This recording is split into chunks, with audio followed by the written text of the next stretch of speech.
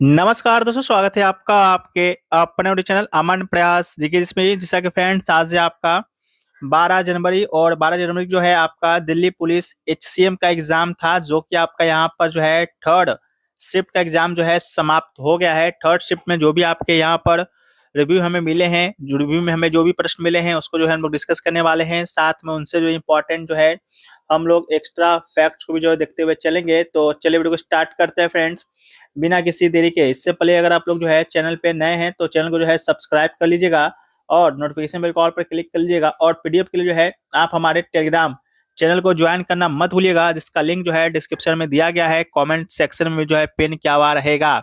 इसके अलावा जो है आज में भी आपका लास्ट सेफ्टी था, तो आप लोग जो है कमेंट करके एक बार जो है कंफर्म कर दीजिएगा। हम लोग शुरू करते हैं आज के पहले प्रश्न से। तो आज का जो हमारा पहला जो प्रश्न है वो आपका यहाँ पर पूछा गया कि भारतीय संविधान का निम्नलिखित में से जो है कौन सा प्रावधान जो है गांधीवादी सिद्धांतों पर आधारित है। चार ऑप्शन सेम दिया गया था। एक आपका सम्मान नागरिक संहिता, सामान्य कार्य के लिए सम्मान वेतन, ग्राम पंचायतों का गठन और राष्ट्रीय महत्व के स्मारकों का संरक्षण। ठीक है, ये चार ऑप्शन जो है आपके दिए गए थे। इन चार ऑप्शन में से जो आपका राइट आंसर जो था वो आपका ग्राम पंचायतों का गठन, जो कि आर्टिकल 40 के तहत आता है, वो आपका यहाँ पर जो है राइट आंसर था। ठीक है, ग्राम पंचायत का गठन आर्टिकल 40, जो कि महात्मा गांधी जी का मानना था कि भारत की जो आत्मा है वो आपका गांव में बसता है, और वह स्वशासन के प्रबल समर्थक थे। इसके अलावा आर्टिकल 44 जो है सम्मान नागरिक संहिता से संबंधित है, यह एक जो है उदार बौद्धिक सिद्धांत है। इसके अलावा आर्टिकल 44 की बात करेंगे समान नागरिक संहिता, तो समान नागरिक संहिता जो है लागू करने वाला पहला जो राज्य आपका यहाँ पर बना हुआ आपका यहाँ पर उत्तराखंड जो है बना था स्वतंत्रता के बाद। लेकिन इससे पहले जो है स्वतंत्रता से पहले ही जो है गोवा में जो है आपका पुर्तगाली समान नागरिक संहिता जो है वह लागू था। तो उत्तराखंड को जो है आप याद रखेंगे। इसके अलावा समान नागरिक के लिए समान वेतन जो है आर्टिकल 39 के अंतर्गत था, ये भी एक आपका समाजवादी सिद्धांतों के अंतर्गत आता है। एक आपका जो है विरासत का संरक्षण, जो कि आर्टिकल 49 है, वही भी आपका जो है उदार बौद्धिक सिद्धांतों का हिस्सा है। जो आपका डीपीएसपी है, यानी कि directive principle of state policy, ये आपका जो है तीन भागों में जो है विभाजित है। एक आपका तो गांधीवादी सिद्धांत हो गया, एक आपका उदार बौद्धिक सिद्धांत हो गया, एक आपका यहाँ पर जो है समाजवादी सिद्धांत जो है आपका हो गया है। तो आप इसको भी जो है याद रखेंगे। बाकी वीडियो में आगे बढ़ते हैं उससे पहले दोस्तों आपको बताते हुए चले कि जो भी लोग जो है हैप्पी न्यू ईयर का सेल जो है टेक्स्ट बुक का मिस कर गए थे, उनके लिए जो है एक नया जो सेल है अभी एक आपका हार्वेस्टिंग सक्सेस सेल, जो कि 13 और 14 जनवरी को जो है यहाँ पर लाइव किया जाएगा। तो आज है आपका 12 जनवरी, तो आज रात 12 बजे से ही जो है यह सेल आपका जो है लाइव हो जाएगा, जिसके अंतर्गत आप इनका ईयरली का टेक्स्ट बुक जो पास प्रो है वह मात्र आप ले सकते हैं 351 रुपए में, और टेक्स्ट बुक का ईयरली पास प्रो मैक्स ले सकते हैं मात्र 439 रुपए में। इसके अलावा कूपन कोड अगर आप एपीज यूज करते हैं 12% का यहाँ पर जो है एक्स्ट्रा ऑफ आपको यहाँ पर मिल जाएगा। तो जो भी लोग परचेस करना चाहते हैं, लिंक आपको डिस्क्रिप्शन में कमेंट सेक्शन में जो है पिन क्या हुआ मिल जाएगा, रजिस्ट्रेशन वगैरह करके रख लीजिए। इसके अलावा जो है 12 बजे के बाद जो है आप लोग पेमेंट जो है कर दीजिएगा, तो आपको जो ये पास जो है मिल जाएगा। बाकी जिन लोगों को टेक्स्ट बुक के बारे में नहीं पता है उनको बता दें कि टेक्स्ट बुक जो है भारतवर्ष में जितने भी आपके एग्जाम होते हैं, चाहे वो एग्जाम आपका एसएससी का हो, एग्जाम आपका बैंक का हो, रेलवे का हो, डिफेंस का हो, यानी सभी एग्जामों का आपको यहाँ पर मॉक टेस्ट जो है प्रोवाइड कराता है। और सबसे बड़ी बात यह है, खास बात यह है कि सभी एग्जाम के लिए जो है आपको एक बार ही इसका जो है सब्सक्रिप्शन लेना पड़ता है, जो कि अभी 351 रुपए में एक साल के लिए मिल रहा है। लगभग 800 प्लस एग्जामों का जो है 80,000 प्लस मॉक टेस्ट के साथ साथ जो है यहाँ पर जो है 17,000 प्लस पीओआईपी का भी एक्सेस जो है मिलता है, और दिन प्रतिदिन जो है ये मॉक टेस्ट और अभी आपके बढ़ते हुए चले जाते हैं। तो जिन लोगों को परचेस करना है कर लीजिएगा, लिंक इसका डिस्क्रिप्शन में कमेंट सेक्शन में है। बाकी हम लोग बढ़ते हैं आज के अगले प्रश्न की तरफ। तो हमारा जो अगला प्रश्न है वो आपका यहाँ पर पूछा गया कि भारत में जो है उत्तर भारत की तुलना में दक्षिण भारत से चीनी की मांग या वहां उत्पादन को अधिक प्राथमिकता जो है क्यों दी जाती है। इस तरह का कोई क्वेश्चन आपसे पूछा गया था। चार ऑप्शन जो है वहां पर दिए गए थे। उन चार ऑप्शन में संभवतः एक ऑप्शन यहाँ पर था कि दक्षिण भारत के गन्ने में जो है सुक्रोज यानी कि चीनी की मात्रा जो है अधिक होती है, और पेराई का सीजन जो है वहां पर लंबा होता है। तो इस प्रकार का जो ऑप्शन आपके कंप्यूटर स्क्रीन पर दिख रहे होंगे वही जो है आपका यहाँ पर राइट आंसर जो है हो जाएगा।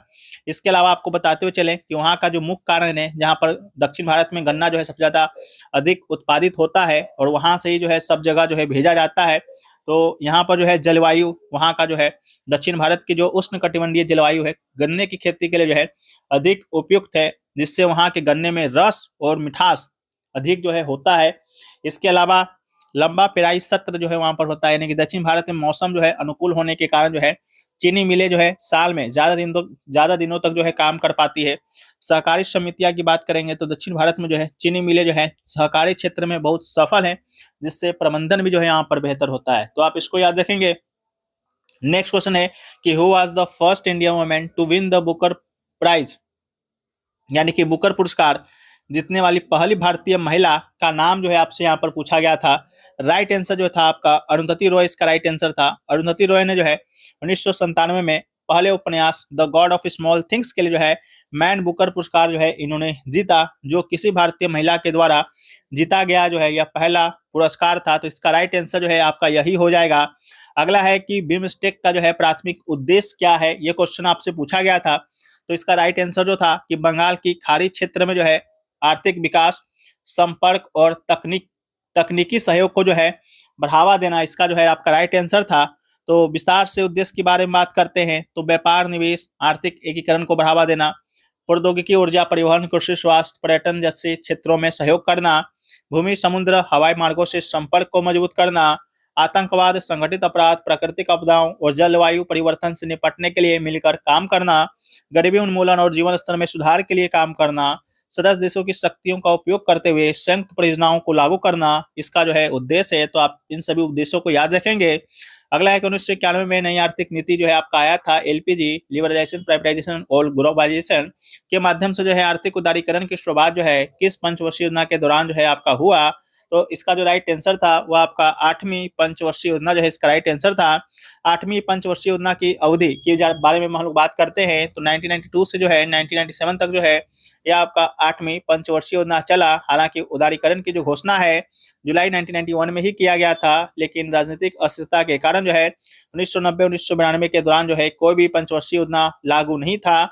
इसे जो है योजना अवकाश या वार्षिक योजनाएं जो है कहा जाता था और सुधारों को औपचारिक रूप जो है 8वीं पंचवर्षीय योजना के साथ जो है एकीकृत किया गया था। और उस समय जो प्रधानमंत्री थे आपके पीवी नरसिम्हा राव ने, इसको आप याद रखेंगे। मुख्य उद्देश्य था आधुनिकीकरण करना, इसके अलावा जो है जनसंख्या नियंत्रण करना, रोजगार का सृजन करना। और आपको बता दें कि इस समय जो वित्त मंत्री थे, इसका भी सवाल जो है आपके एग्जाम में आ चुका है। तो वित्त मंत्री जो है आपके यहाँ पर मनमोहन सिंह थे, डॉक्टर मनमोहन सिंह, उसको भी आप लोग यहाँ पर याद रखेंगे। नेक्स्ट क्वेश्चन पूछा गया था मौर्य वंश का संस्थापक कौन था। तो मौर्य वंश के संस्थापक की जब हम लोग बात करते हैं तो मौर्य वंश का संस्थापक जो है आपका यहाँ पर चंद्रगुप्त मौर्य था। तो इसका राइट आंसर जो है चंद्रगुप्त मौर्य हो जाएगा। ठीक है, चंद्रगुप्त मौर्य जो है अपने उसका जो गुरु था चाणक्य, जिसे हम लोग कौटिल्य या विष्णुगुप्त के नाम से भी जानते हैं, की सहायता से जो है नंद वंश का जो अंतिम शासक था धनानंद को जो है पराजित किया था 322 या 321 बीसी में। उसके बाद जो है मौर्य साम्राज्य का जो है इसने जो है नींव रखा था। इसके अलावा साम्राज्य का विस्तार की बात करेंगे तो भारत का पहला ऐसा साम्राज्य था जिसने लगभग पूरे भारतीय उप महाद्वीप को जो है एक केंद्रीय शासन के अधीन जो है किया था। और प्रमुख शासक की जब हम लोग बात करते हैं तो प्रमुख शासक में जो है चंद्रगुप्त मौर्य जो कि फाउंडर ही था। इसके अलावा चंद्रगुप्त मौर्य का बेटा बिंदुसार जो कि दूसरा मौर्य सम्राट बना। इसके अलावा अशोक महान का नाम आप लोग जानते होंगे, जो कि बिंदुसार का पुत्र था और सबसे महान मौर्य सम्राट का पोता था, जिसने जो है बौद्ध धर्म का यहाँ पर जो है प्रसार किया था। और अंतिम शासक की बात करेंगे तो अंतिम सम्राट जो है आपका यहाँ पर बृहदत्त था, जिसकी हत्या उसी का सेनापति जो है पुष्यमित्र शुंग कर दिया था 185 बीसी में। और इसके बाद जो है इसने जो है शुंग वंश का स्थापना जो है कर दिया था। अगला क्वेश्चन जो पूछा गया था वो आपका यहाँ पर मैच द फ्लोइंग से था, यानी कि सूची 1 को जो है सूची 2 से सम्मिलित करना था, जहां पर एक तरफ जो है आपके आर्टिकल्स दिए गए थे और दूसरी तरफ जो है आपका यहाँ पर प्रावधान उसका आर्टिकल से जुड़ा दिया गया था। जिसमें से जो एक आपका आर्टिकल था आर्टिकल 249 था, आर्टिकल 250 था, आर्टिकल 252 था और आर्टिकल 254 था। तो इस तरह के प्रश्न जो है हमें मिले हैं। तो 1 4 3 2 जो है इसका आपका राइट आंसर था, यानी ऑप्शन नंबर ए, यानी कि जो है आर्टिकल 249 को जो है ये आपको प्रावधान जो ए दिया गया है 1 दिया गया है उससे जो है मैच कराना था। प्रावधान है कि राष्ट्रीय हित में राष्ट्र सूची के किसी विषय पर कानून बनाने की जो शक्ति है वो संसद के पास होगा। आर्टिकल 250 को जो है 4 से मिलान करना था, जहां पर आपातकाल की उद्घोषणा लागू होने पर जो है राज्य सूची के किसी विषय पर कानून बनाने की संसद की शक्ति होगी। और 252 की बात करेंगे तो इसे जो है 3 से जो है मिलान करना था, जहां पर 2 या 2 से अधिक राज्यों के लिए उनकी सहमति से कानून बनाने की संसद की शक्ति होगी। आर्टिकल जो डी है 254 उसको जो है 2 से मिलान करना था, जो कि संसद के द्वारा बनाए गए कानून और राज्यों के विधानमंडल के द्वारा बनाए गए कानून के बीच जो है असंगति से संबंधित था। तो आप इसको याद रखेंगे। इसके अलावा जो नेक्स्ट क्वेश्चन आपका यहाँ पर पूछा गया था वो पूछा गया कि भारत में जो है वायु गुणवत्ता सूचकांक AQI की मान्य गणना करने के लिए जो है कम से कम 3 प्रदूषकों के डेटा की आवश्यकता जो होती है, निम्नलिखित में से जो है इस डेटा में शामिल करना जो है क्या अनिवार्य है। इस तरह का जो क्वेश्चन है ये जो है आपका पूछा गया था। ठीक है, तो आप इसको भी जो है याद रखेंगे। तो इसका राइट आंसर था PM 2.5 और PM 10, जो कि आपके ऑप्शन में भी दिया गया था, जो कि आपका यहाँ पर जो है राइट आंसर था। ठीक है, तो इसको जो है आप लोग सही कर लीजिएगा। इसके अलावा भारत में गुणवत्ता की बात करेंगे, वायु गुणवत्ता सूचकांक की बात करेंगे, तो जनवरी 2025 के बाद भी जो है भारत में नेशनल एयर क्वालिटी इंडेक्स को मापने का तरीका यही है कि केंद्रीय प्रदूषण नियंत्रण बोर्ड CPCB के द्वारा निर्धारित इसमें 8 प्रमुख प्रदूषकों जैसे PM 2.5, PM 10, NO2, SO2, COO3, NH3 और PV का एक सब इंडेक्स निकाला जाता है। तो आप इसको याद रखेंगे। इसके अलावा एक क्वेश्चन जो है आपका यहाँ पर मैथ से जो है देखने को मिला, जहां पर क्वेश्चन था कि एक दीवार की ऊंचाई जो है यहाँ पर आपका 20 मीटर जो है दिया गया था, और एक व्यक्ति जो है नीचे से ऊपर की ओर 30 डिग्री के कोण यानी कि एंगल ऑफ एविएशन पर देखता है, तो उस दीवार से जो है व्यक्ति की दूरी जो है कितना होगा, ये क्वेश्चन आपका यहाँ पर पूछा गया था। तो इसका जो राइट आंसर था वो आपका यहाँ पर दिया गया है 20√3 जो है इसका राइट आंसर जो है वो आपका है। तो ये आपका राइट आंसर जो है हो जाएगा 20√3 मीटर। ठीक है, तो ये क्वेश्चन आपका यहाँ पर पूछा गया था। बाकी सॉल्यूशन जो है यहाँ पर आपका दिया गया है, यहाँ से आप लोग जो है इसको देख सकते हैं। बाकी अगर आपको जो है अभी जितने भी हाल में एग्जाम हुए हैं उन सभी का अगर आपको प्रैक्टिस करना है तो आप लोग जो है प्रिंटेबल PDF के माध्यम से जो है प्रैक्टिस कर सकते हैं, जिसमें आपको टोटल 45 सेट जो है मिलता है। 45 रुपए में मात्र 1 रुपया पर PDF जो है आपको यहाँ पर मिलता है, जिसमें आपको SSC CGL क्वालिटी क्वेश्चन वाली आपको यहाँ पर मिलेगा, यानी कि SSC CGL 2025 में जो भी क्वेश्चन अच्छे थे, यानी कि जिनको सॉल्व करने में लड़कों का पसीना छूट गया था, उन क्वेश्चन का PDF आपको मिलेगा। SSC CHSL का मिल जाएगा, स्टेनोग्राफर का मिल जाएगा, फेज 13 का मिल जाएगा। इसके अलावा IBAC IO IBSA का मिल जाएगा, RRB NTPC का मिल जाएगा। इसके अलावा इसका फ्री सोल्यूशन भी आप लोग जो है PDF यूट्यूब पर देख सकते हैं, जो कि लिंक आपको उसी PDF में रहेगा। तो आप लोग जो है कांटेक्ट कर सकते हैं, हमारा व्हाट्सएप नंबर है। इसके अलावा जो है इसका लिंक भी डिस्क्रिप्शन में और कमेंट सेक्शन में जो है पिन किया हुआ रहेगा, तो आप लोग जाकर इसको एक बार जो है ट्राई कर सकते हैं। बाकी हम लोग वीडियो में आगे बढ़ जाते हैं। तो नेक्स्ट क्वेश्चन जो आपका यहाँ पर पूछा गया था वो आपका यहाँ पर पूछा गया कि 20 मीटर ऊंचा एक पेड़ हवा से इस प्रकार टूटता है कि उसका ऊपरी हिस्सा जमीन के साथ जो है 40 डिग्री का यहाँ पर कोण बनाता है, पेड़ कितनी ऊंचाई से टूटा है। तो इसका राइट आंसर था ऑप्शन नंबर C, यानी कि 40√3 - 16 मीटर जो है इसका आपका राइट आंसर था। मे भी इसके ऑप्शन में एक आपका नन ऑफ दीज का भी था, जो कि आपका राइट आंसर था, तो उसको एक बार आप लोग जो है कंफर्म कर लीजिएगा। अगला है कि यदि CSE सेक्स x बराबर जो है 5/4, इसके अलावा शायद यहाँ पर कोस होगा, और सेक बराबर जो है 5/3 है, then what is the value of cot x। ठीक है, तो इसका जो है सही आपका जो है आंसर बताना था, जिसका राइट आंसर जो है कॉट x का मान जो है 3/4 जो है इसका आपका राइट आंसर जो है हो जाएगा। अगला है कि एक अर्धगोले की त्रिज्या जो है r और ऊंचाई जो है h है। यदि इस अर्धगोले को पिघलाकर n समान शंकु बनाए जाते हैं, जिनमें से प्रत्येक की त्रिज्या ऊंचाई अर्धगोले के समान है, तो n का जो है मान क्या होगा। ये क्वेश्चन आपसे जो है पूछा गया था, जिसका राइट आंसर जो है 2 हो जाएगा, ऑप्शन नंबर B। ठीक है, तो इसको जो है एक बार आप लोग देख लेना है। अगला क्वेश्चन जो पूछा गया कि बेलन की ऊंचाई 10 सेंटीमीटर है, उसका वक्र पृष्ठीय क्षेत्रफल जो है 200 पाई वर्ग सेंटीमीटर है, तो बेलन की त्रिज्या जो है r ज्ञात करना था। तो जिसका राइट आंसर जो है आपका यहाँ पर हो जाएगा 10 सेंटीमीटर। ठीक है, यहाँ पर जो है the curve surface of area of a cylinder जो होता है 2πRh होता है, तो इसी फॉर्मूला पर जो है आपको निकालना था। अगला है कि निम्नलिखित 4 संख्या युग्मों में से उस युग्म का चयन करें जो कि शेष से ओड है, भिन्न है। राइट आंसर जो है 53 जो है इसका आपका राइट आंसर था। 64 की बात करेंगे तो ये एक आपका सम है। 44 भी एक आपका सम है, संख्या है। 32 भी सम संख्या है। 53 जो है यहाँ पर साफ साफ दिख रहा था कि जो कि आपका यहाँ पर विषम संख्या है, जो कि आपका यहाँ पर राइट आंसर था।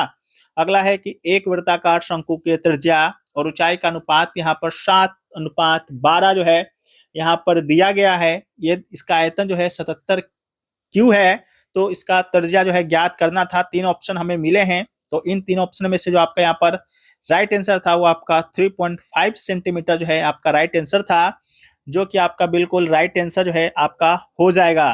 अगला क्वेश्चन जो पूछा गया था कि select the most appropriate antonym of the given word plunge का जो है आपसे एंटोनिम पूछा गया था, जिसका राइट आंसर जो है राइज, ऑप्शन नंबर 3 जो है इसका राइट आंसर हो जाएगा।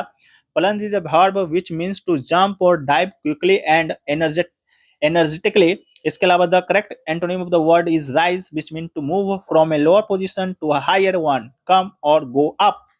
नेक्स्ट क्वेश्चन पूछा गया कि उस शब्द का चयन करें जो कि एब्रिविएशन शब्द का सबसे अच्छा अर्थ बताता है। इसका जो है आपसे सिनोनिम्स पूछा गया था एब्रिविएशन का, तो इसका जो राइट आंसर था आपका डिविएशन, जो कि आपका राइट आंसर जो है हो जाएगा, तो उसको आप लोग एक बार देख लेना है। अगला है किस आदिवासी नेता को जो है अंग्रेजों ने जो है जबरन फांसी दे दी थी, तो इसका राइट आंसर जो है आपका तिलका मांझी इसका राइट आंसर था। तिलका मांझी जिसका वास्तविक नाम जो है जबरा पहाड़िया था, को जो है आदिवासियों को संगठित करके अंग्रेजों के खिलाफ जो है सशस्त्र विद्रोह किया और भागलपुर के कलेक्टर ऑगस्टस क्लीवलैंड को जो है मार डाला, जिसके बाद जो है 13 जनवरी जो है 1785 को जो है इनको जो है फांसी दे दिया गया था अंग्रेजों के द्वारा, तो इसका राइट आंसर जो है तिलका मांझी था। अगला है आगरा शहर की स्थापना जो है निम्नलिखित में से किस शासक ने जो है किया, तो आगरा शहर की बात करेंगे तो आगरा शहर का जो स्थापना है इसका राइट आंसर जो है सिकंदर लोदी इसका राइट आंसर हो जाएगा। आगरा शहर का स्थापना जो है 1504 में जो है आपका किया गया था सिकंदर लोदी के द्वारा। जो आधुनिक आगरा आप लोग देख रहे हैं, जहां पर आपको ताजमहल जो है दिखता है, उसका स्थापना सिकंदर लोदी के द्वारा जो है आपका यहाँ पर किया गया था। इसके अलावा 1506 में जो है इसने जो है अपनी राजधानी दिल्ली से आगरा जो है स्थानांतरित जो है कर दिया था।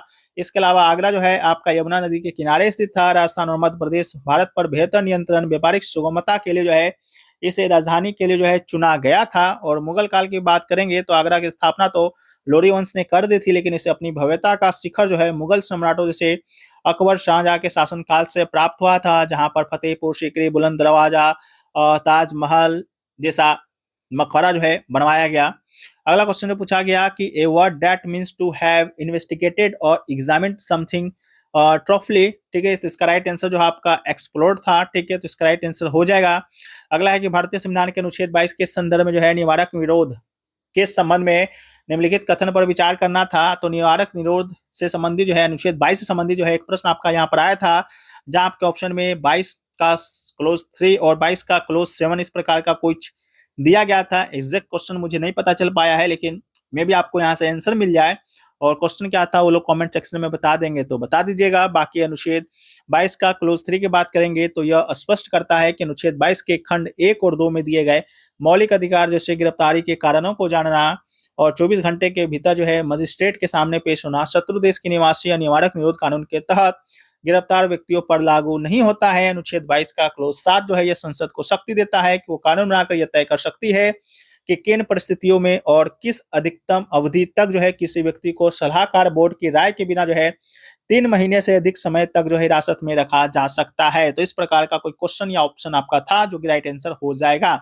अगला है कि which of the following sports is the odd one out in the group, cricket, hockey, polo और बास्केटबॉल दिया गया था, जिसका राइट आंसर जो है पोलो इसका राइट आंसर था। The reason polo is the odd one out is that is typically played on horseback where the other 3 sports are played on foot, ठीक है, तो इसका राइट आंसर था। अगला क्वेश्चन है कि the branch of physics that deal with the study of a sound and it properties is known as, तो इसका राइट आंसर जो है एक्यूस्टिक्स जो है इसका आपका यहाँ राइट आंसर था, तो इसका राइट आंसर हो जाएगा। अगला है कि 63वीं national inter state senior athletic championship 2024 कहां पर आयोजित हुआ था, तो इसका राइट आंसर जो है आपका पंचकुला हरियाणा जो है इसका राइट आंसर था। तो ताऊ देवीलाल स्टेडियम पंचकुला में जो इसका आयोजन हुआ था 27 से 30 जून 2024 के बीच। इसका सिग्निफिकेंस की बात करेंगे तो ये भारतीय एथलीटों के लिए जो है पेरिस 2024 ओलंपिक के लिए जो है क्वालिफाई करने का अंतिम अवसर था। और 2025 की जो 64वीं चैंपियनशिप है यह आपका चेन्नई में जो आयोजित किया गया है, तो आप इसको भी याद रखेंगे। अगला है बोर्ड मॉडल के अनुसार एक इलेक्ट्रॉन के कोणीय संवेग के लिए जो है कौन सा सूत्र सही है। इस प्रकार का कोई क्वेश्चन था जिसका राइट आंसर जो है L=mvr=nh/2 पाई जो है इसका राइट आंसर था। बोर्ड के सिद्धांत के अनुसार जो है इलेक्ट्रॉन केवल उन्हीं कक्षाओं में घूमते हैं जिनमें उनका कोणीय संवेग जो है प्लेक स्थिरांक और 2 पाई के गुणांक में होता है, अर्थात mvr=nh/2 पाई, जहां n जो है मुख्य क्वांटम संख्या होता है, मुख्य ऊर्जा स्तर है। इसके अलावा जो है आप याद रखेंगे बाकी अन्य जो बहुत सूत्र है इसका त्रिज्या एनर्जी के बारे में आप लोग यहाँ पर देख सकते हैं। बाकी जो है अभी तक हमें इतने ही प्रश्न मिले हैं, और भी प्रश्न मिलेंगे उसको जो है पीडीएफ में शामिल कर देंगे। पीडीएफ जो है कि आपको टेलीग्राम चैनल मिल जाएगा, लिंक उसका डिस्क्रिप्शन में कमेंट सेक्शन में पिन है। और आपको बता दें कि टेक्स्ट बुक का पार्सली का बाय करने का लिंक डिस्क्रिप्शन में दिया गया है, कमेंट सेक्शन में पिन है। इसके अलावा मैथ का प्रैक्टिस अगर सेट बाय करना चाहते हैं इन सभी एग्जामों का 45 शिफ्टों का, तो उसका भी लिंक जो है आपको डिस्क्रिप्शन में, और व्हाट्सएप नंबर आपको यहाँ पर दिख ही रहा होगा, तो वहां से आप लोग बाय कर सकते हैं। मिलते हैं नए वीडियो में, जब तक के लिए जय हिंद फ्रेंड्स, वंदे मातरम।